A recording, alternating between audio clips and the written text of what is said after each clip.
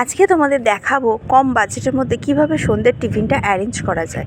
ফার্স্টে আগে দেখি রান্নাটা দিয়ে। এখানে হচ্ছে 50 রুপিসে মেয়ের জন্য একটা লেগ পিস নিয়েছিলাম, সেটা রান্না করছি মেয়ের জন্য পার্সোনালি। আর আমাদের জন্য রান্না হয়েছে কিন্তু এঁচোড়ের তরকারি।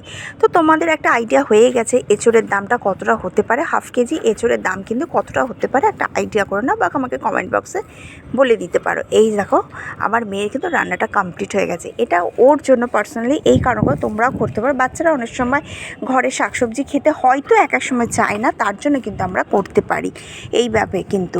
আর এইখানে দেখো এঁচোড়টা বসিয়ে দিয়েছি আমাদের জন্য। তো বন্ধুরা, আমি আমার মেয়ে এখন যাচ্ছি, একটুখানি বেরোচ্ছি, এখানে দাঁড়া। তো ও আর আমি খুব ফুচকা খেয়ে ও মোমো খাবে।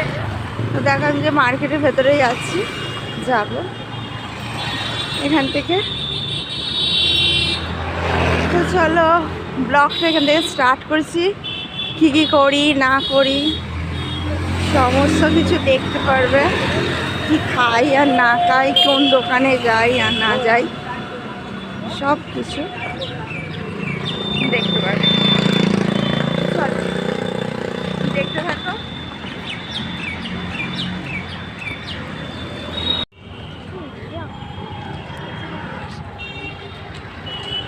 বাটার ভেতরে আসতে,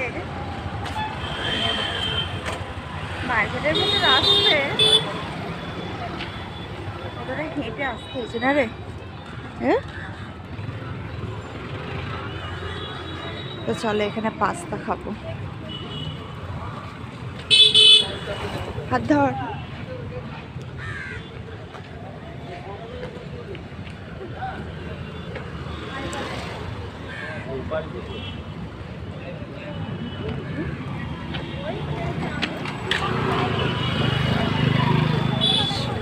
কি খাবি আগে? দই ফুচকা খাবে, দেখা যাক। আয় না পাওয়া যাবে, পেয়ে গেছিস তো। এখানে ফার্স্ট তো দেখো আমাদের হচ্ছে সন্ধ্যের টিফিনটা কিভাবে কমপ্লিট করি। আমরা কিন্তু প্রতিদিনই একটা না একটা কিন্তু কিছু অ্যামাউন্টে কিন্তু সন্ধ্যের টিফিনের জন্য রাখি। কেউ 50 রুপিসে 100 রুপিস রাখি। আজকে তোমাদের টোটালি পুরোটা বোঝাবো যে সন্ধ্যের টিফিনে কতটা বাজেটের মধ্যে আমরা করতে পারি। যদি এক একজন দেখো ফুচকা খেতেই ভালোবাসে, এক একটা টাইমে কিন্তু খাওয়া হয়। তো দেখো সেখানে কিন্তু ফুচকাটা আমাদের হচ্ছে দই ফুচকা নিচ্ছে। এই যে দুটো প্লেট দিচ্ছ, এটা কিন্তু আমার না, আমি একদম পারফেক্ট দেখাচ্ছি তোমাদের। দেখো এই দুটো প্লেট কিন্তু অন্য একজন, আমাদের একটা প্লেট নিয়েছে। একটা দই ফুচকা কিন্তু 40 রুপিস নিয়েছে, 7 পিস আছে। একদম একটা স্ন্যাক্সের জন্য ঠিকঠাক আমি আর আমার মেয়ে কিন্তু খেয়েছি হচ্ছে এক প্লেটের মধ্যে। তো 40 রুপিসের মধ্যে কিন্তু আমার একটা স্ন্যাক্স হয়ে গেল। এবার যদি কেউ একজন ব্যক্তি কিন্তু সন্ধ্যের টিফিন খেতে চাও, তাহলে কিন্তু 40 থেকে 50 রুপিস এনাফ হয়ে গেল তার জন্য। আমি তো সেই জায়গায় দুজন খাচ্ছি, মানে আমার মেয়ে, আমি ওই বেশিটা খেয়েছি। আমি দই ফুচকা ভালো লাগে না বলে আমি কিন্তু খাইনি, ঠিক আছে। তো এই হিসাবে কিন্তু আমি আজকের বাজেটটা, আজকের ভিডিওটা তোমরা ইন্টারেস্টিং পাবে, একটা ইউনিক ভিডিও, সেটা কিন্তু প্র্যাকটিক্যাল তোমাদের দেখিয়ে দিচ্ছি, একদম বুঝিয়ে দিচ্ছি। এই যে দেখো 5 পিস এটা দেখছো, এটা হচ্ছে 30 রুপিসের। এটা কিন্তু অন্য একটা পাবলিক নিয়েছে। আমাদের যেটা আছে সেটা কিন্তু আমাদের 7 পিস কিন্তু সেটা 40 রুপিস আছে, সেটা একটু বড় সাইজের, ঠিক আছে। এবার হচ্ছে বলি, যখন আমরা সংসার চালাই তখন কিন্তু আমরা ভাবি না সন্ধ্যের কিন্তু আমাদের একটা টিফিন থাকে। সেই সন্ধ্যের টিফিনটা যদি আমরা ঠিকঠাকভাবে কিন্তু গুছিয়ে কিন্তু বাজেটের মধ্যে আনতে পারি, তাহলে কিন্তু খুব ভালো কিন্তু আমাদের কিন্তু চলবে, মানে মান্থলি কিন্তু বাজেটটা চলবে। তো এই দেখো এইটা হচ্ছে আমাদের প্লেট। তাহলে দেখো আমাদের প্লেটের মধ্যে কটা আছে, 7 পিস। তো সেখানে আমার মেয়েও খাচ্ছে, ও ভালোবাসে। তো ভাবলাম আজকের ভিডিওটা এইভাবে করি যে একদম তোমাদের প্র্যাকটিক্যাল দেখিয়ে দেবো। চলে এলাম মোমোতে কি হচ্ছে, এই যে একটা প্লেট দেখতে পাচ্ছ, এটা কিন্তু এখানেও 7 পিস আছে 50 রুপিসের মধ্যে। ওই জন্য আজকে তোমাদের আমি বাজেটটা দিলাম 50 রুপিসের মধ্যে কীভাবে স্ন্যাক্স খেতে পারি।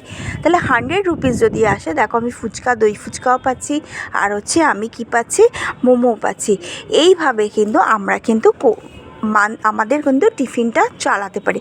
তারপর যাই হোক একটুখানি রাস্তার দিকে বেরোচ্ছি, এবার বাড়ি চলে যাচ্ছি। তোমাদেরকে আমি দেখিয়ে দিলাম ব্লগিংয়ের মাধ্যমে, একদম পারফেক্ট দেখিয়ে দিলাম যে কি হতে পারে। আর এখানে আমার শাশুড়ি মায়ের জন্য কিন্তু আমি একটু টিফিন নিলাম। আর এইটা আমার দেখে এত ভালো লাগলো, দেখো আমি ইউটিউবের কাজ করি, ব্লগিং করি, খুবই সুন্দর একটা জিনিস আমার দেখে ভালো লাগলো। একটা ওই বাচ্চাদের খেলার মতন, কিন্তু এখানে ইউটিউব, তার মানে ইউটিউবটা কতটা গ্রো করছে যে একদম খেলার মধ্যেও কিন্তু এখন আমাদের ইউটিউবের কিন্তু লোগো কিন্তু আমরা দেখতে পাচ্ছি, ঠিক আছে। আর আমি একটা নিলাম, দেখো এখান থেকে আমি একটা খুন্তি নিলাম, এটা কিন্তু 20 রুপিসের। এখানে একটা ঝোড়া কিছু নিয়েছি, এই দেখো এই ঝোড়ার মধ্যে আমার দেখো সংসারে অনেক কিছু জিনিস কিন্তু আমরা রাখতে পারি, সেটা নিজেকে বুদ্ধি খাটাতে হবে কীভাবে। এই চাপা দেওয়া চুবড়িটাও নিয়েছি গ্রিন কালারটা।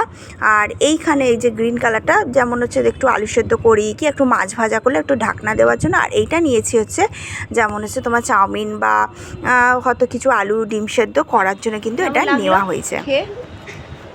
হ্যাঁ খেয়ে বসে গেছে, সোজা হয়ে বস, চপ বইটা নে।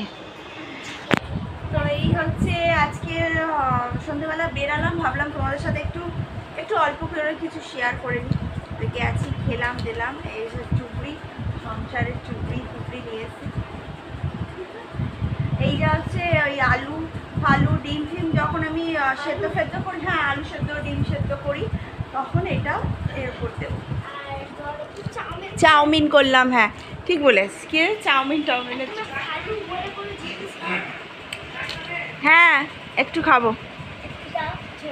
আচ্ছা